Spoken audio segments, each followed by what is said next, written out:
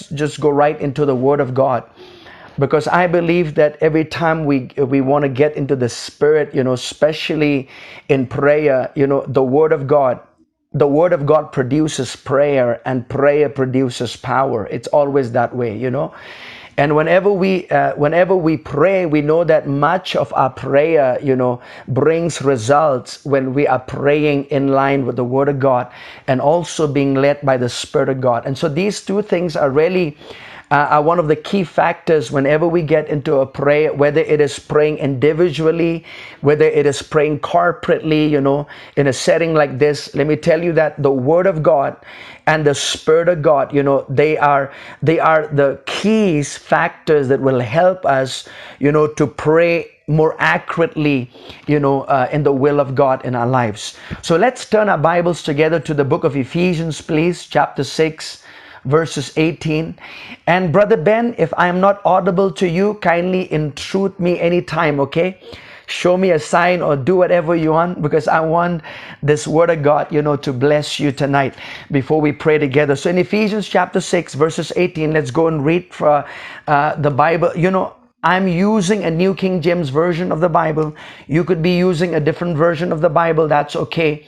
And I just want to go through some things tonight before I share with you what God has laid on my heart concerning this evening. So in Ephesians chapter 6, this is the writings of Paul the Apostle, and he is writing, ending up the chapter, of the book of Ephesians, talking about the different armors of God, And one of the things that a lot of us, the church, I would say, fails to understand, that prayer is one of the spiritual armor given by God to the church, And we like to talk about the shield of faith. We like to talk about the breastplate of righteousness.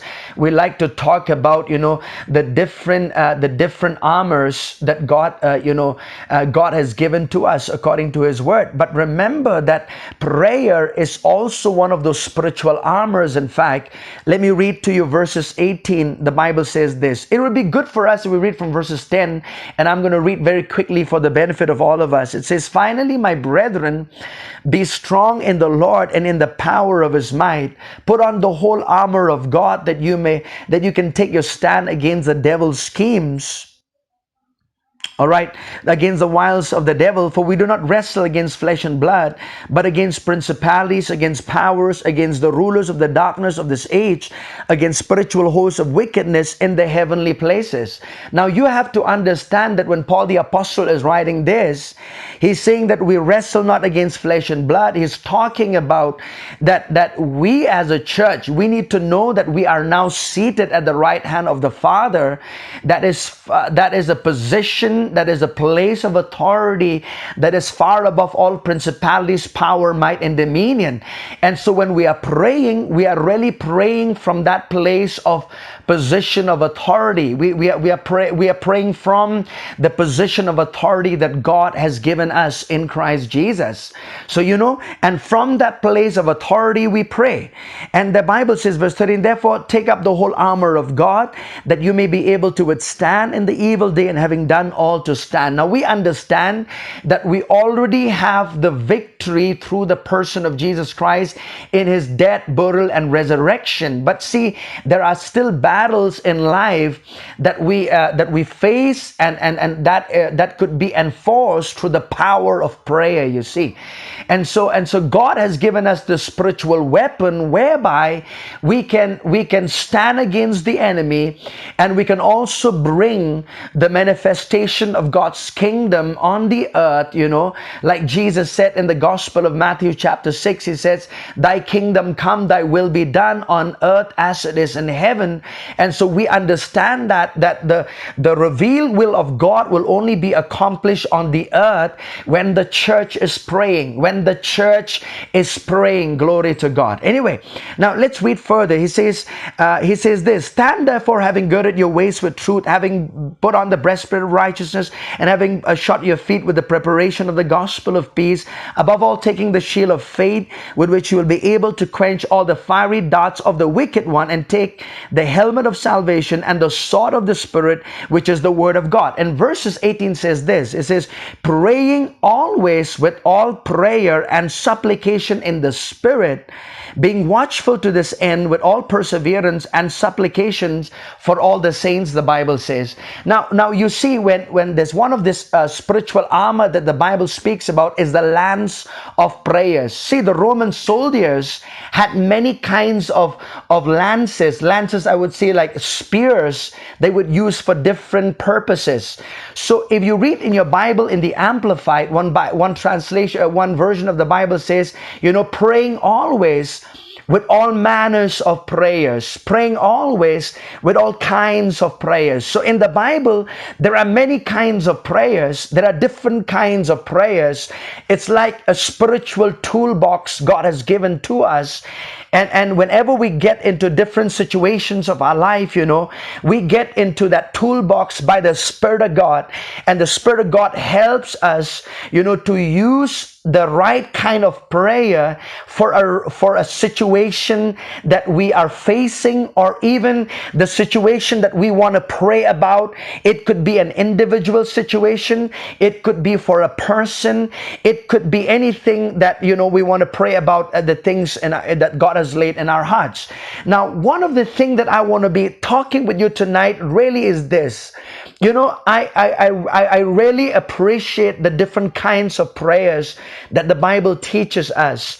And we have to use all the different kinds of prayers that the Bible, has given to us. But more importantly, I'll tell you this, we need to be Spirit-led when it comes to prayer. We need to yield to the Spirit of God, to help us to pray which kind of prayer for that specific need or situation that we are battling, or that the situation that we see that we are praying about, you see. And the best person of all who knows everything is the Holy Spirit of God. Our natural mind is too finite to understand every situation, and that's why we have to surrender and depend on the Holy Spirit of God, who can help us, to get into the root of the problem and root out the problems that we want to, that we are praying about. Hallelujah to the Lamb of God. Now let me read to you in the CEV translation of Ephesians chapter 6 verse 18. Okay, it says this. It says, never stop praying, especially for others. Always pray by the power of the Spirit. Stay alert and keep praying for God's people. Listen to that. He says, never stop praying. Listen, church.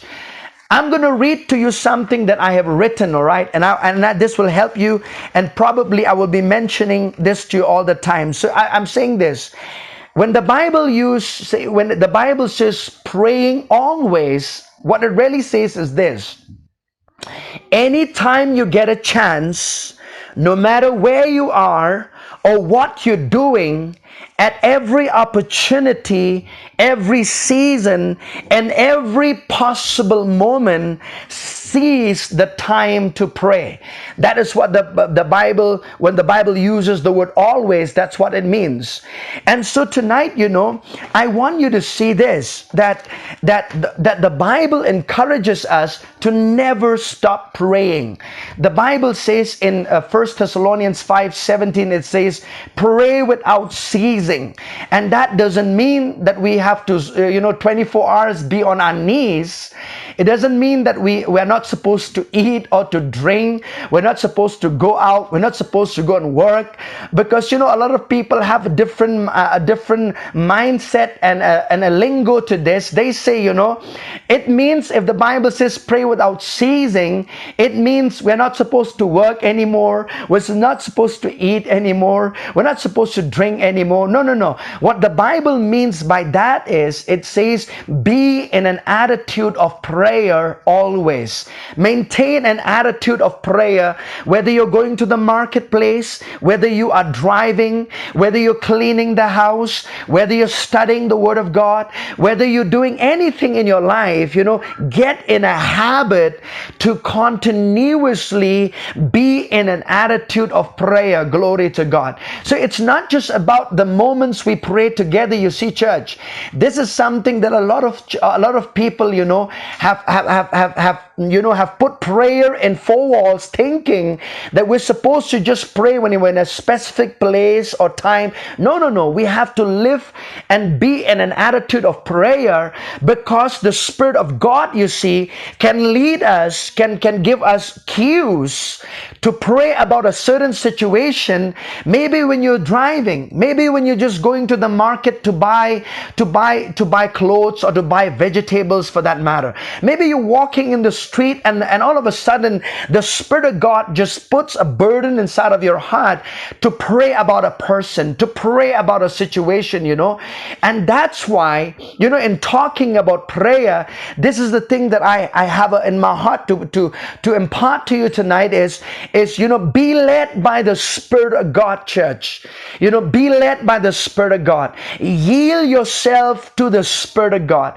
Every moment when you get up out of your bed in the morning, it's better you say, Spirit of God, I yield myself to you today. And any time you can have the right to intervene, you can have the right to intrude into my life. And if you put an unction in me to pray about anything, I'm going to do just that. I'm going to do just that. We need people who are willing to be obedient to the Spirit of God. You see, that is how prayers become powerful. That is how prayers become meaningful, when we are yielded to the Spirit of God. All right. Hallelujah to the name of Jesus.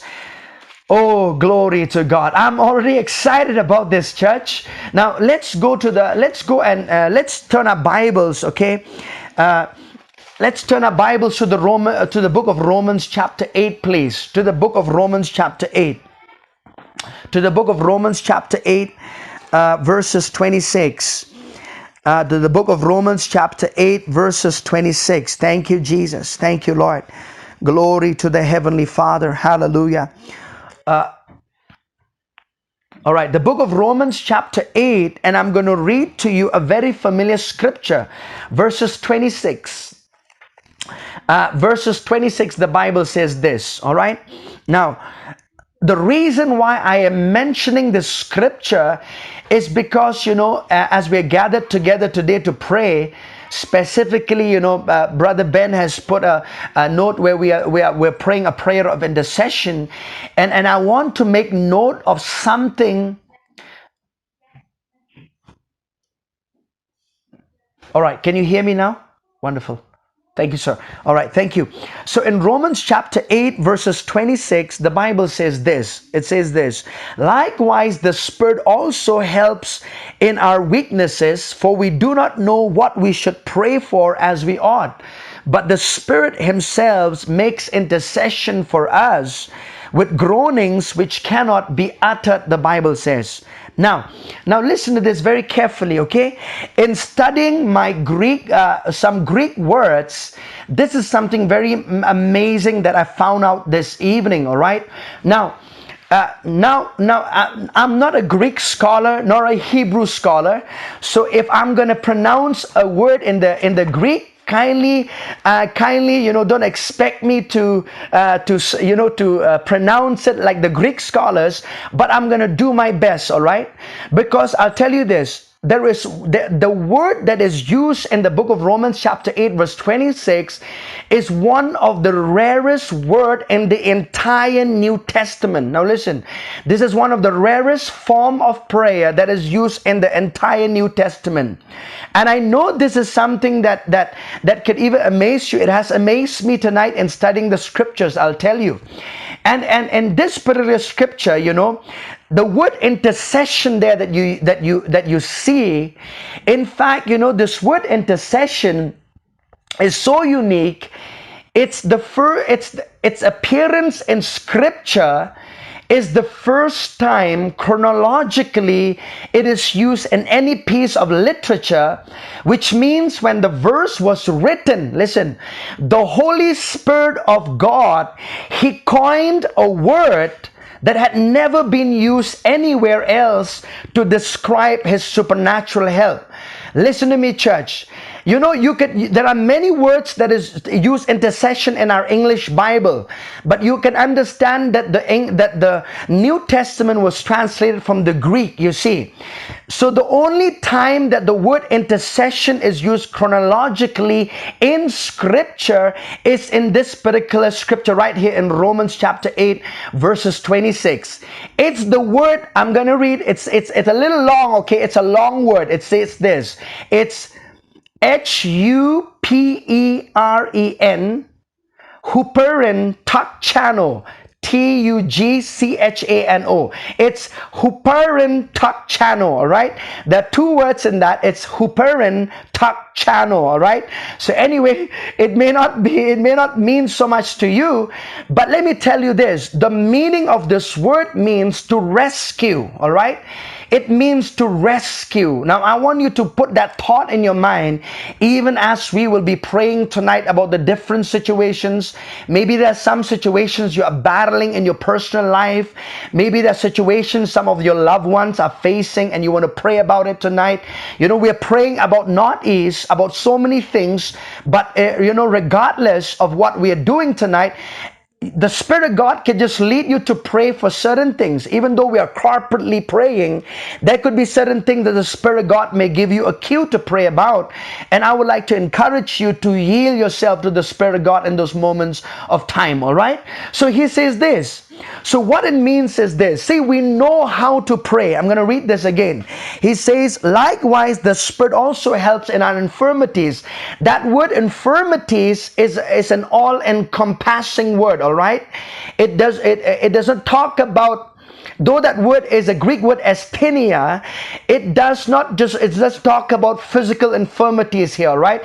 It's not talking about you having a sickness. It's not talking about you having a disease. That word infirmity could also be used as a spiritual infirmity. What I mean by that is your inability, to pray for a situation as you ought to pray. You know how to pray. See, it's very easy. You know how to pray. Father, we come before you in the name of Jesus. We know how to pray, but we do not know what we need to pray for as we ought, the Bible says. So every situation that we see or we experience in our lives, you see, it may not be the same way of prayer that you can use for the situations that you've prayed about before in the past. You see, the Spirit of God may lead you to pray differently for different situations, and also it may look like the same one, but the problem isn't what it seems like. So that's why you have to be dependent on the Spirit of God to help you pray the will of the Father. And I'll tell you this, church, listen to me. When you are praying, the Bible says the Spirit of God gets into the pit along with you. He feels what you feel. He shares with your anxiety, with your frustrations, with your anger, with your emotions, and he gets with you in that pit of that situation that we're going to be praying about. He helps us to pray about that situation, and he supernaturally, takes us out of that situation and brings the results that we need for that situation that we are praying about. Hallelujah to the Lamb of God. Amen. Amen. Stay with me. I'm about to finish here, right? He says this. He says this. Let me read this. He says this. I'm going to read to you this word that will really help you even as we talk about this. Listen to this. By using this word intercession in Romans 8:26, Paul describes those times when the Spirit of God supernaturally joins us in a circumstances, shares our emotions and frustrations, then begins to work a plan that will ultimately get each of us out of that troublesome mess. So this is really a sudden moment, this is a suddenly moment of the Spirit of God. This is not something that you pre-plan, really. You cannot say right now, let's pray the prayer of intercession. Please don't misunderstand me in this.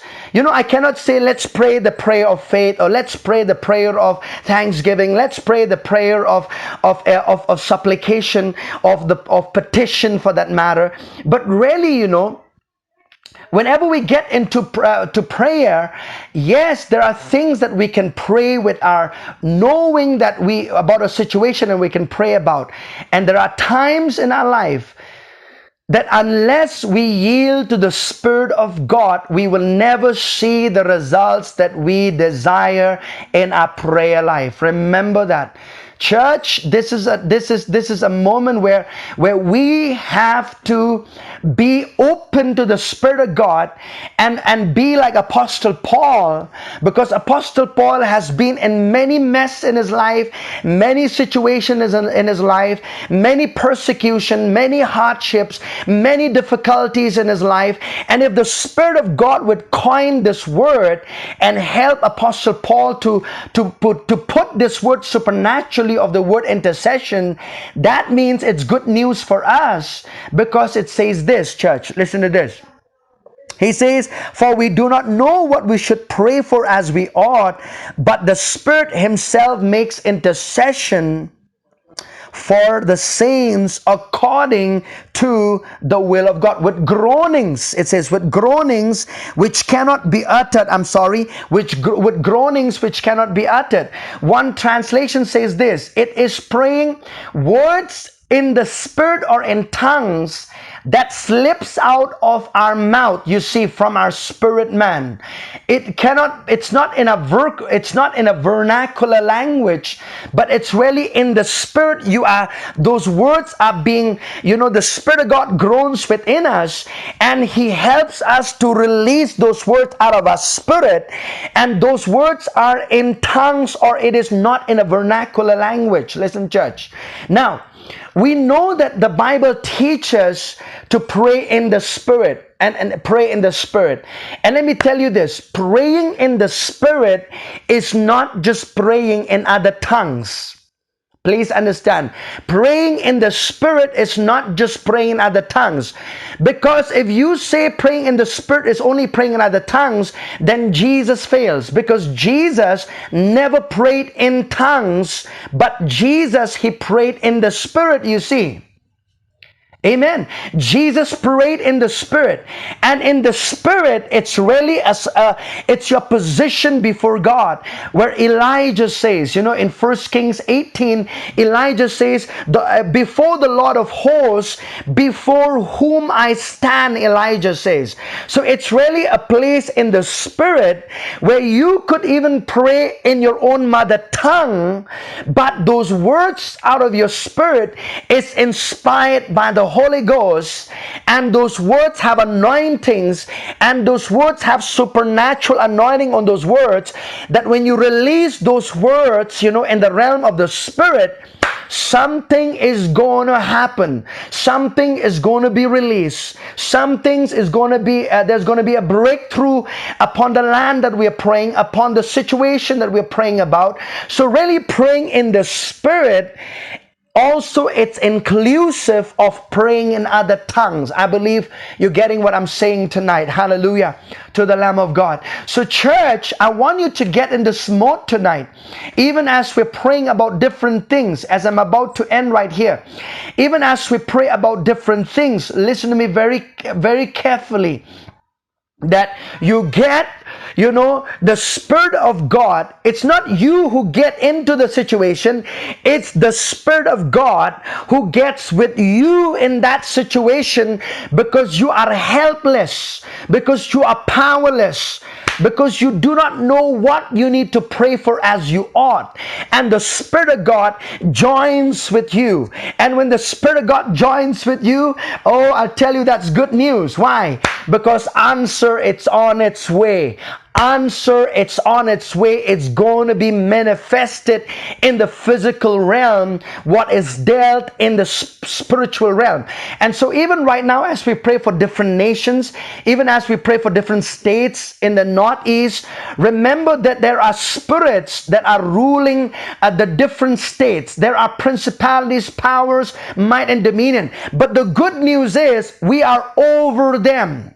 We are not fighting for victory. We are fighting from victory. That's our position. So when we are praying, I want you to understand that you're not a victim when you're praying. You are a victor. You're already in a position of far above all principalities, power, might, and dominion, and every name that is named, not only in this age, but also in that which is to come, where Jesus, you are seated with Jesus at the right hand of the Father. Hallelujah to the Lamb of God. And so, church, let's get into yielding to the Spirit of God, and let's pray with the help of the Holy Ghost tonight. And I believe we will see the results with our eyes, and with our ears we're going to see the results upon the lands that we will be praying tonight. God bless you.